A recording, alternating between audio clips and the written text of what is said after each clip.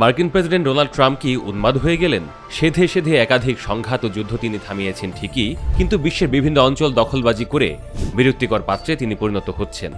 Greenland তার চাই। এমন বেপরোয়া আচরণ করতে থাকলে গ্রিনল্যান্ডের মূল কর্তৃপক্ষ ডেনমার্ক যদি রেগে গিয়ে যুদ্ধ ঘোষণা করে বসে।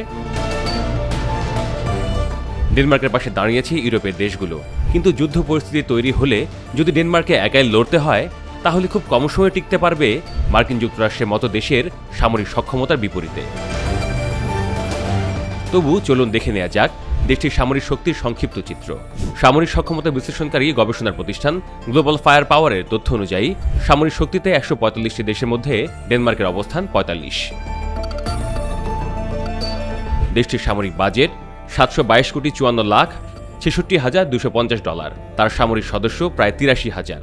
এর মধ্যে সক্রিয় 20,000, রিজার্ভ 12,000, আধা সামরিক সদস্য 51,000। ডেনমার্কের আকাশযান 117টি, এর মধ্যে যুদ্ধ বিমান 31টি, পরিবহন বিমান 4টি, বিশেষ অভিযানে নিযুক্ত আকাশযান 3টি, হেলিকপ্টার 34টি, ট্যাঙ্ক 44টি, স্বয়ংক্রিয় আর্টিলারি 19টি, রকেট আর্টিলারি 8টি, ফ্রিগেট 9টি, টহল নৌযান 9টি, মাইন বিধ্বংসী নৌযান 6টি। অন্যদিকে যুক্তরাষ্ট্র সবার শীর্ষে, একেবারে 1 নম্বর অবস্থানে। তার সামরিক বাজেট 89,500 কোটি $। সামরিক সদস্য প্রায় 21,27,500 জন, সক্রিয় সদস্য 13,28,000, রিজার্ভ 7,99,500। দেশটির কোনো আধা সামরিক বাহিনী নেই।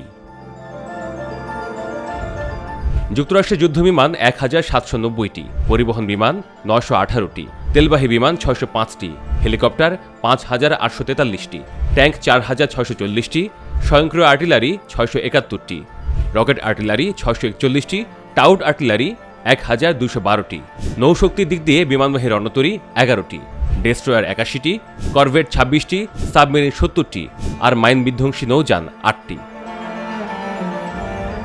তবে ডেনমার্ক যদি নেটোর সহযোগিতা সত্যি পায়, তাহলে যুক্তরাষ্ট্র গ্রিনল্যান্ড দখলের চিন্তা বিবেচনা করলেও করতে পারে। তবে যুক্তরাষ্ট্র এরই মধ্যে একটি সামরিক বিমান মোতায়েন করে রেখেছে গ্রিনল্যান্ডে, অর্থাৎ গ্রিনল্যান্ড নিয়ে ট্রাম্পের সামরিক তৎপরতা কেবল শুরু। আর সম্ভাব্য ঝামেলা এড়াতে গত সপ্তাহে দ্বীপটিতে সেনা মোতায়েন করেছে ইউরোপের 6টি দেশ।